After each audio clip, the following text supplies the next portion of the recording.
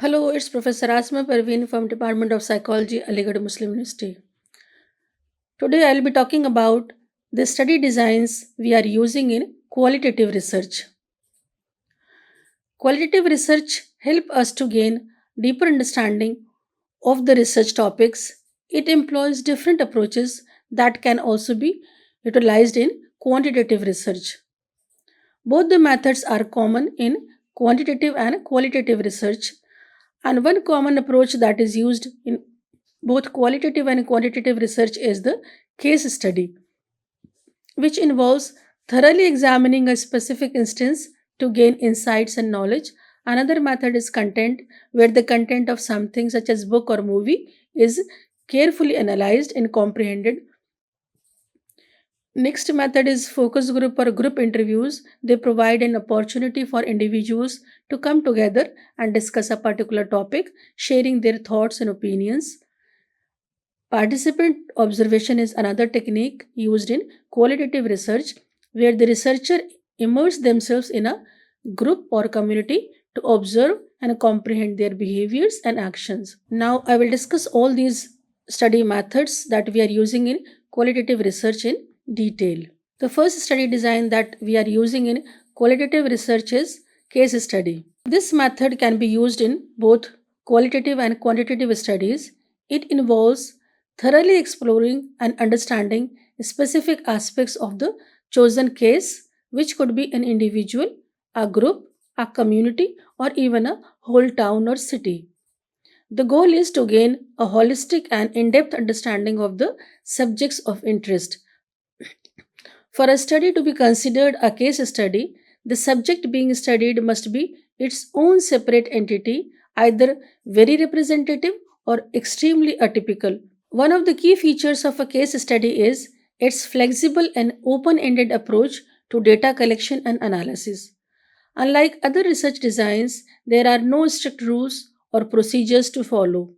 Instead, the researcher has the freedom to adapt their methods based on the unique characteristics of the case being studied. This allows for a more personalized and tailored approach to gathering and analyzing data. Case studies are a valuable tool for researchers to gain a deeper understanding of the events and phenomena. By analyzing data and preparing reports, researchers can systematically study why something happened and identify areas for future research. These studies are useful for generating and testing hypotheses, allowing researchers to explore real life context and gather both quantitative and qualitative evidence from multiple sources. In simpler terms, a case study is a research design that investigate a specific phenomena within its real life context. It can involve studying one or multiple cases, using various types of evidence, and relying on different sources of information. Whether the evidence is quantitative or qualitative, case studies provide a statistical framework for making inferences and bridging the gap between concrete data collection techniques and methodological paradigms. In the field of clinical psychology, case studies have proven particularly valuable.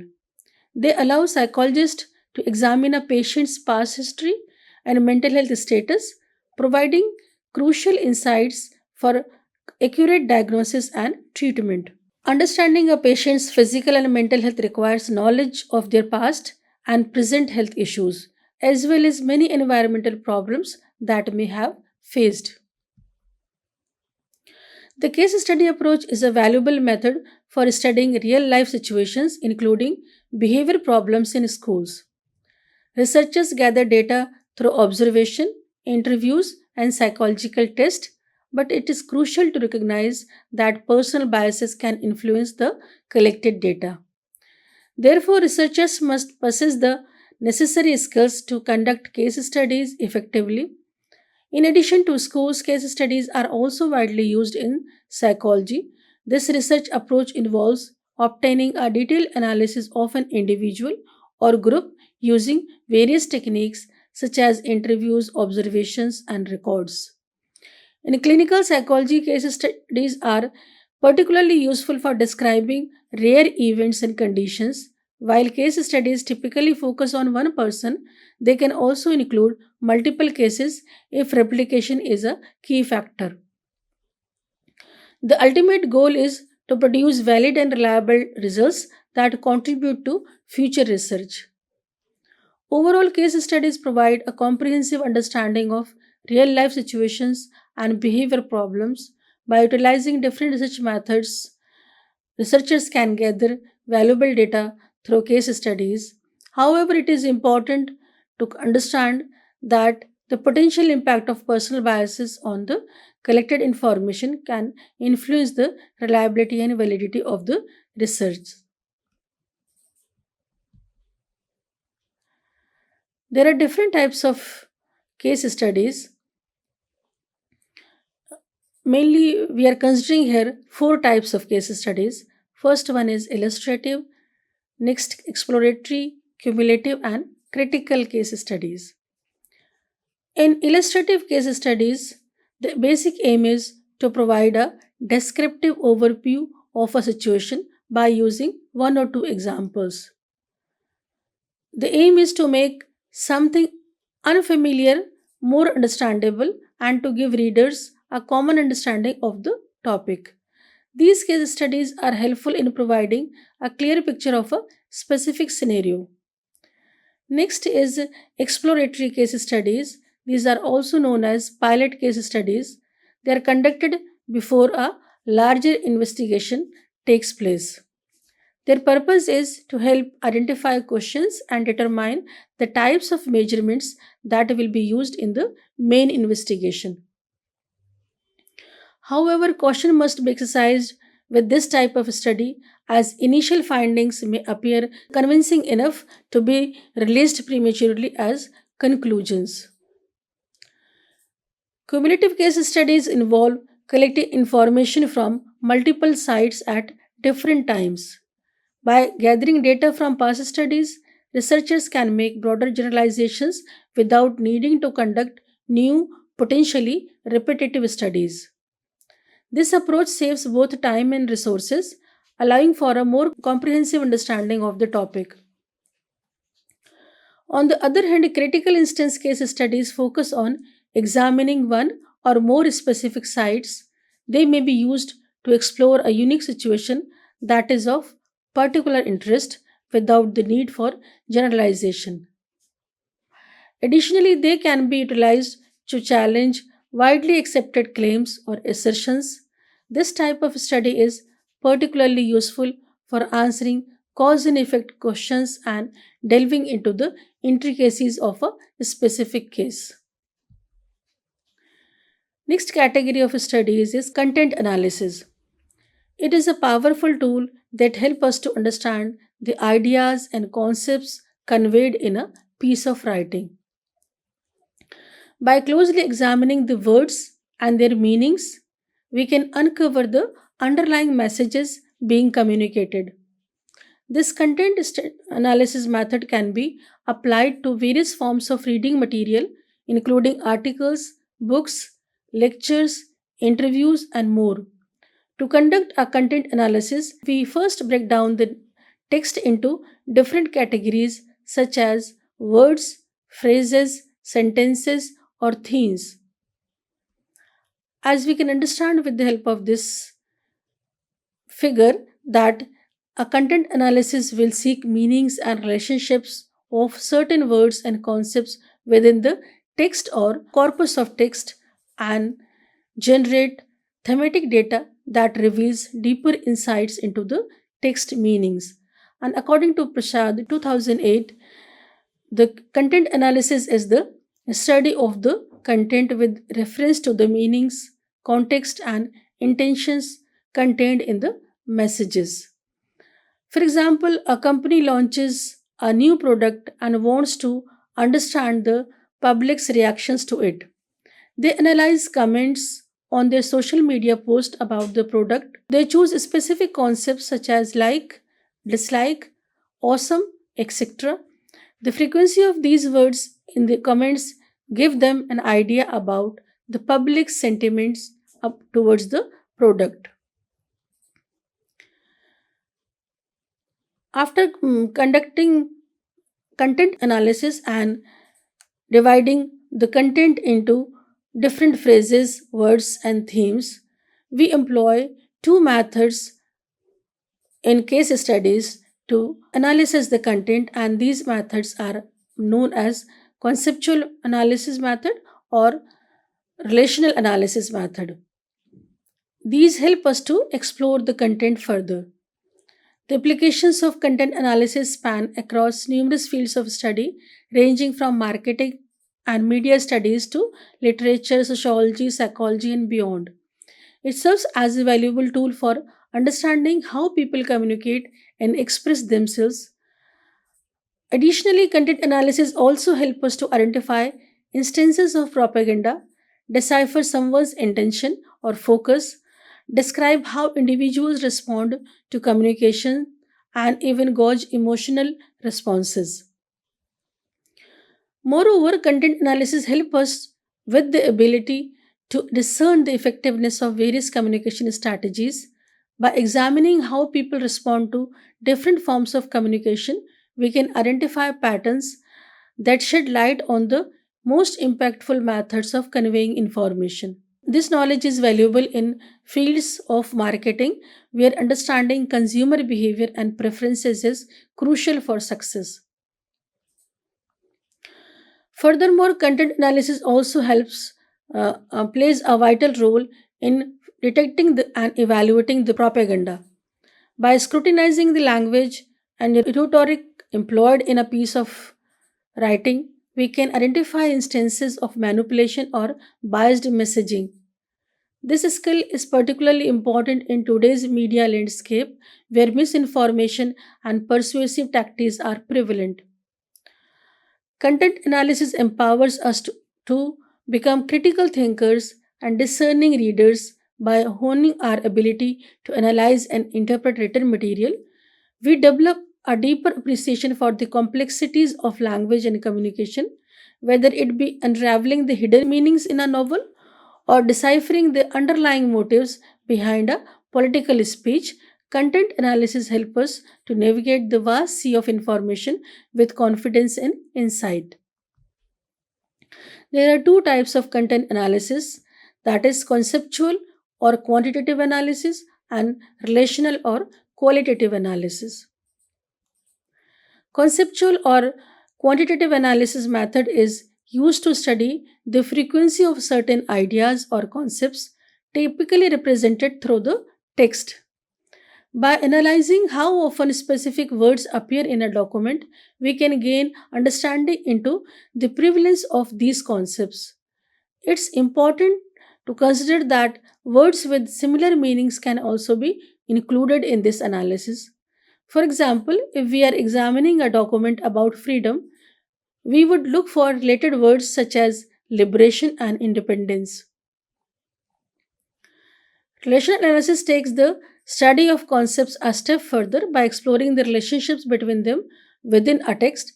Instead of solely focusing on individual words, relational analysis looks at the words that appear alongside a particular concept. This allows us to understand the connections and associations that exist between different ideas.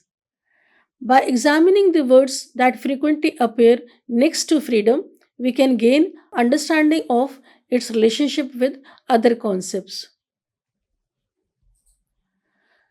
So, the first category of content analysis is conceptual or quantitative analysis. It is used to analyze data. This has traditionally been associated with quantitative analysis. This approach involves selecting a specific idea to study and then counting how often it appears in the text. This is known as thematic analysis. Researchers examine the frequency of certain words or phrases, whether they are synonyms or different words with similar meanings. However, identifying these patterns can be challenging.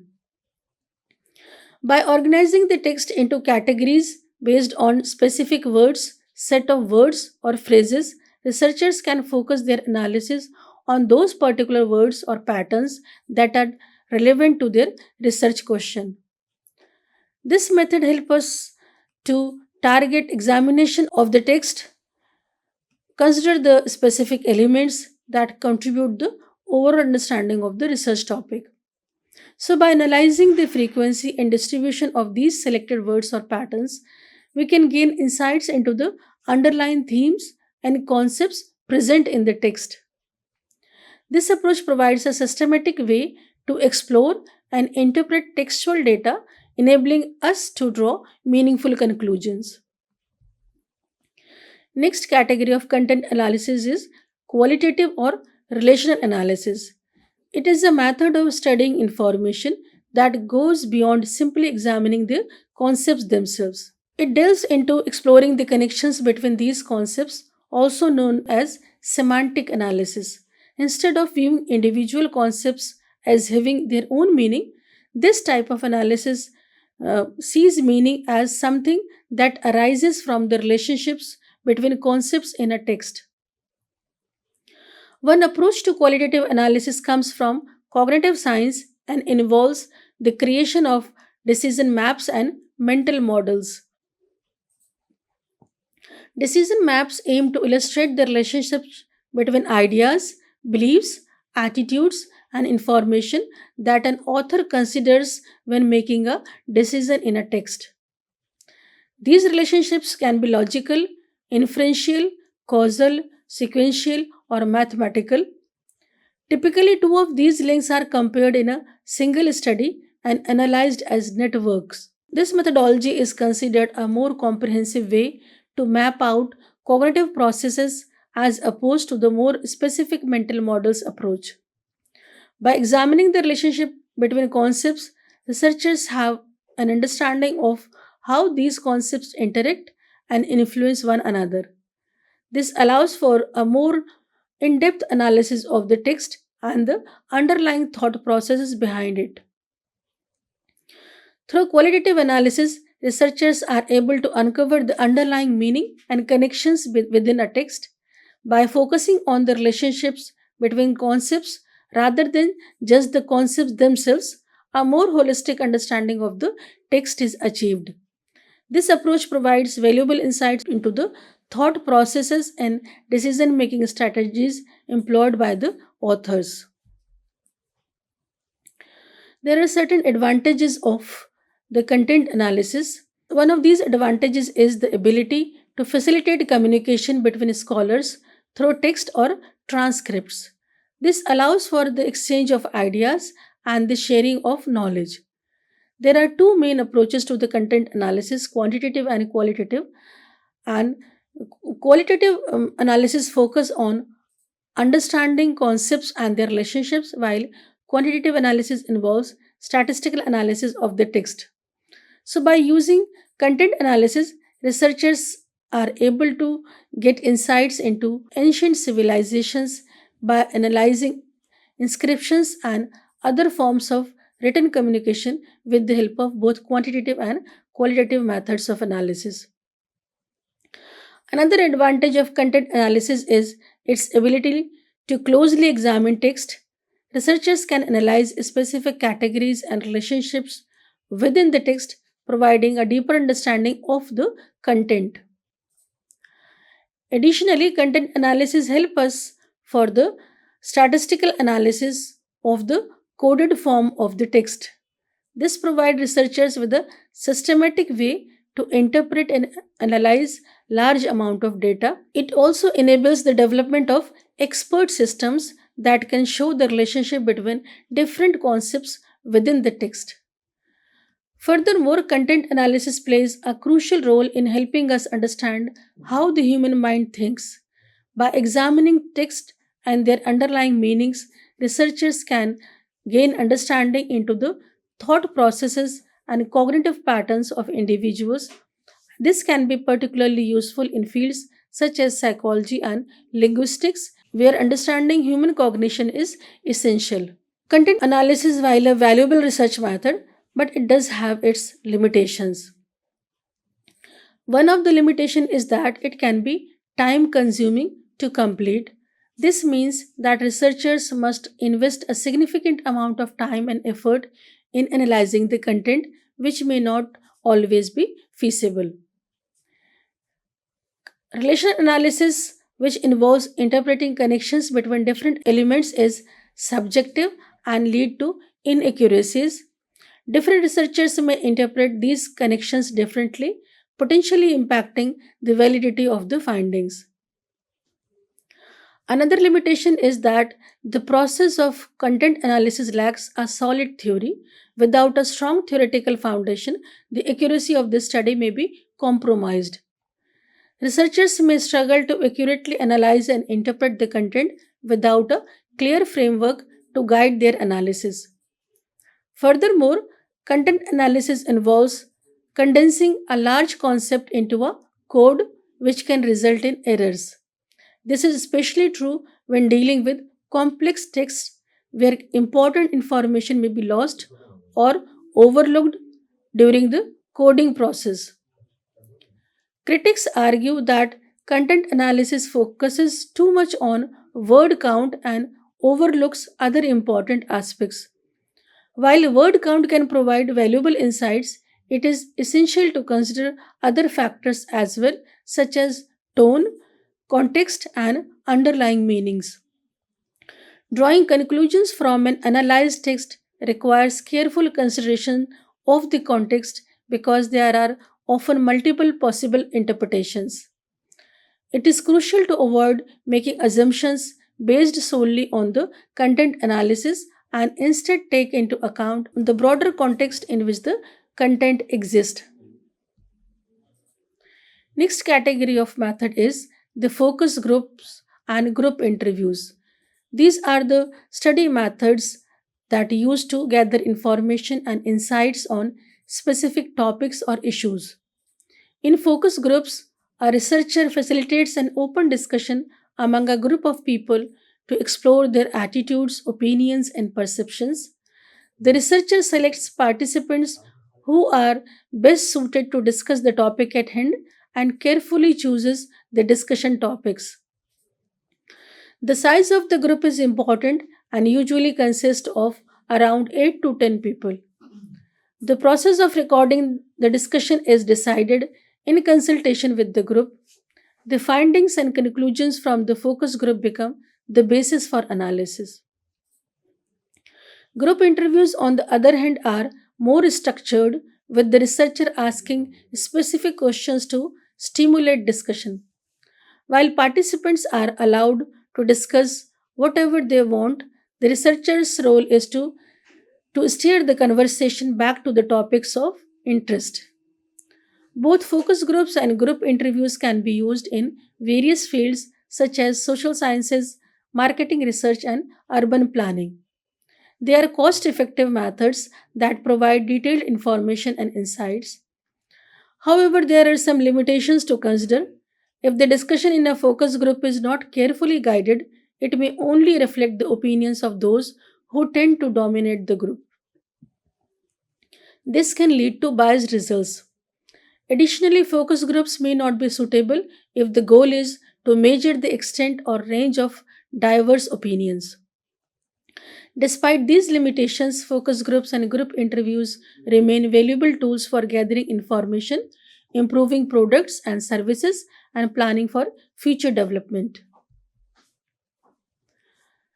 The next study method that we are using in qualitative research is participant observation.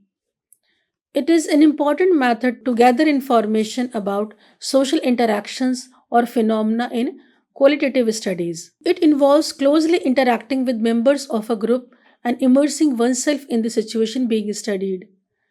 This method can be used in both qualitative and quantitative research depending on how the information is generated and recorded. In qualitative research, observations are described in detail, while in quantitative research, they are categorized or measured on a scale. It is also possible to combine both approaches by using categories and descriptions together or by categorizing observations and providing explanations. Descriptive recordings can be transformed into categorical ones through analysis and classification. To gather information for participant observation, researchers can use various methods such as informal interviews, in depth interviews, group discussions, previous documents, and oral histories. By using multiple methods, the richness of the information gathered through participant observation is enhanced. The design of participant observation is straightforward. Researchers become involved in the activities of the group, establish a connection with its members, and then keenly observe the situation, interaction, site, or phenomenon with their consent. Detailed notes are taken in a format that suits both the researcher and the situation. If necessary, other methods of data collection can also be employed. The records of observations and data collected through various means are then analyzed to draw inferences and conclusions. However, one must be cautious of introducing personal bias when conducting participant observation. It is important for researchers to remain objective and avoid influencing the group or situation being studied. By maintaining a neutral perspective, the validity and reliability of the research findings can be ensured. This is all about the study methods that researchers are using in qualitative research. Thank you.